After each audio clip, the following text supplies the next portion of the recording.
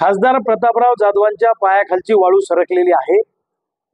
सगळे नेते एका बाजूला आणि आम्ही गावगाड्यातले सामान्य माणसं एका बाजूला। विजय आमचा आहे।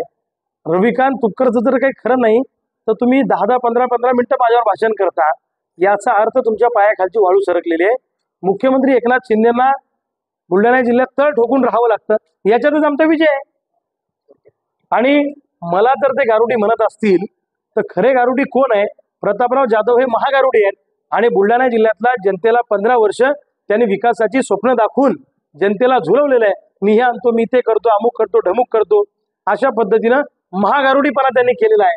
प्रतापराव जाधवांना 15 वर्षामध्ये त्यांनी काय दिवे लावले तुम्हाला माहिती आहे? तुमची तंबाखू, तुमचा चुना आणि मला फुकटात निवडून आणा, याच्या पलीकडे त्यांनी काय केलं नाही। मी आजच्या संध्याकाळच्या सभेत त्यांना सविस्तर उत्तर देणार। तुम्हाला गारुडी म्हणतात, तुम्ही त्यांना गारुडी म्हणता, मग साप कोण आहे? हे बघा, बुलढाणा जिल्ह्यातल्या जनतेला माहित आहे प्रतापराव जाधवांनी काय केलं 15 वर्षामध्ये। अरे माझ्यावर टीका करायला मी का आमदार खासदार आहे का? मी का मंत्री आहे का? मी साधा चळवळीतला कार्यकर्ता आहे।